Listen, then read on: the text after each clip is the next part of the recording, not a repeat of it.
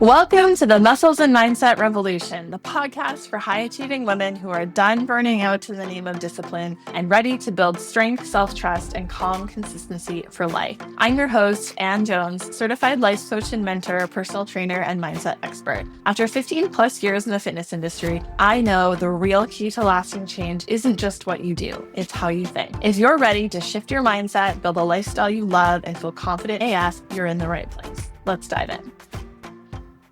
Hello, friend. I want to start with something that came up on a client call a couple Fridays ago. So I asked this client, I was on a one-on-one call with a client. I asked her a question that I ask frequently. So we're talking about a situation and basically to begin, what's the desired outcome? Like if you go to any ideal outcome, what is it? And her answer wasn't about what she wanted or how she wanted to feel. It wasn't about how she wanted to show up. It wasn't about the kind of life she wanted to build. She said, I just want people to perceive me a specific way. And I do not judge her for that because I've had the same thought.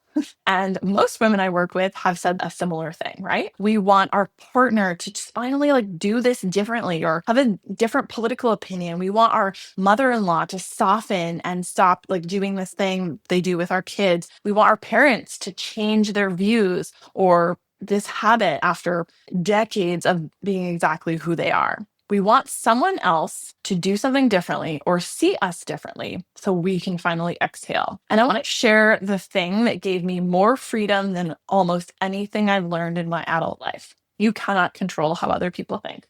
You cannot control how they feel. You cannot control what they do. You cannot control how they interpret you or how they perceive you. You can only clean up your side of the street. And I know that sounds simple, easier said than done. I also know people hate hearing that. Here's why it's so painful to hear. For one thing, it suggests that we don't have control over it. And in the adult, human's gonna human. When we're invested in changing someone else's behavior or perception of us, we are outsourcing our happiness. We're outsourcing our nervous system regulation. We're saying, I'll feel safe when you change. I'll relax when you finally get it. I will feel successful when you decide that I'm successful. I'll be okay if you just behave differently.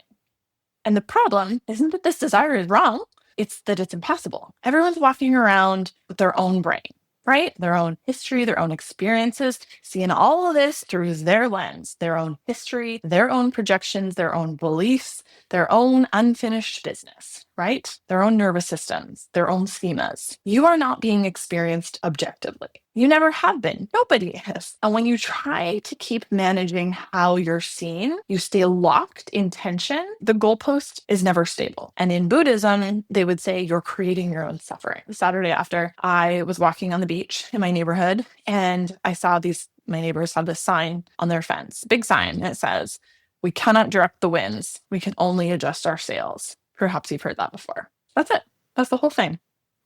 You can't control the weather of other people. You can't force the sea. You can't make the wind cooperate. But you can change how you orient yourself. You can decide and choose how you're going to experience it. But many of us were taught the opposite, right? We were taught if you just work harder, be better, say it differently, try again, be persistent, explain more clearly, more assertively, more nicely, ask more nicely, manage it more carefully, walk on eggshells, then you'll have that thing. As if peace is something that we earn by finally getting everything just right, just perfect, in fact. And we don't even clue in that this is perfectionist thinking, but it indeed is. Here's why getting your shit together never works. This is where I want to bring something in from my fave Buddhist nun, Pema Chödrön. I love her. I love basically everything she says. And this wrecked me in the best way. She talks about the concept, please forgive me if I say this incorrectly. She talks about a concept called Yi Teng Che.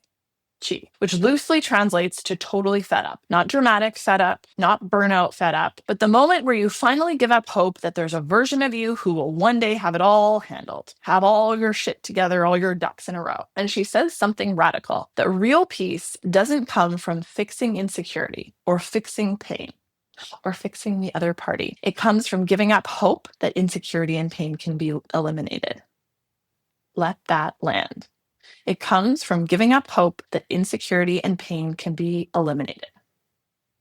This is the part most high-functioning, high-performing women resist because we love to control things. We think, once I get my life together, I'll relax. Once I increase my confidence, then I'll rest. Once I have the body, then I'll feel confident and then I can rest, or then I'll be successful. Once I stop being messy or anxious or too emotional or reactive, then I'll be okay. Once all my coworkers like me, then I can sleep at night or I'll get a promotion or whatever. But the truth is actually the opposite. Relaxation and peace do not come after. They come when you stop waiting. Pema calls this moment the beginning of the beginning, not because you have failed and you have to start over, but because you stop pretending that there's a place to hide.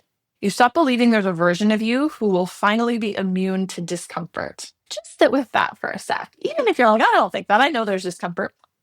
Or do you think there's an eventual version of you who will do something differently, has something you don't have, that is immune to discomfort? And something wild happens when you stop trying to secure permanent ground. Your shoulders drop, your breath comes more easily, your urgency softens.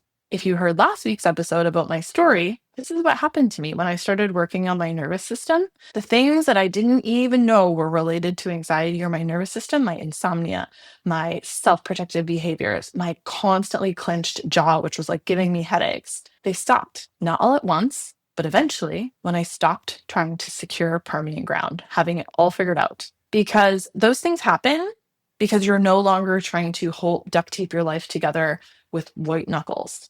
You stop fighting impermanence.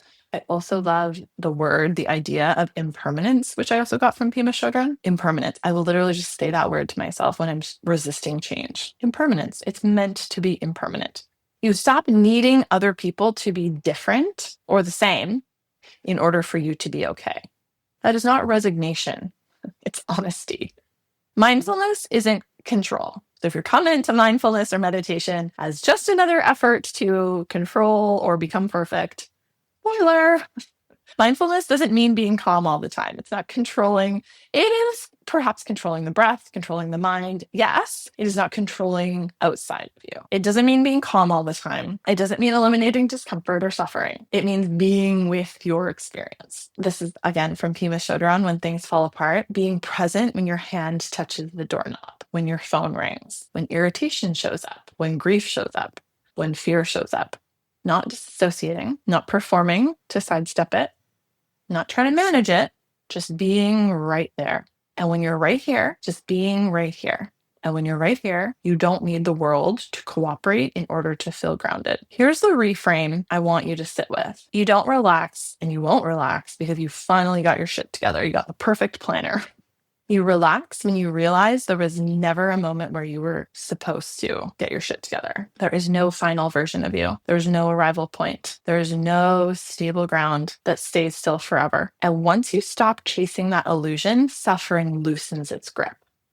Not because life gets easier or slows down or your kids go back to school, but because you stop arguing with reality. So if you're listening to this and thinking, if I could just fix myself, then I could finally breathe. Maybe then I'd start meditating. I want you to hear this really clearly. The breath comes when you stop trying to fix yourself, when you let go of the fallacy that there's a perfect version of you. You cannot direct the winds, but you can adjust your sails. And that is more than enough.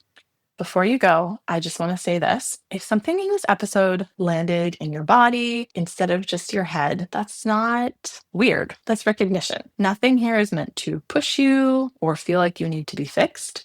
It's meant to help you understand yourself with more self-compassion and less blame. You don't need to do anything with this information right away. Just let it land, let your body catch up. But if something did resonate, I would love to hear about it. Please DM me on Instagram at AnnJonesFit. That is where I love to hang out, and I will read every message and reply. And when you're ready, I will be right here. Thank you for listening.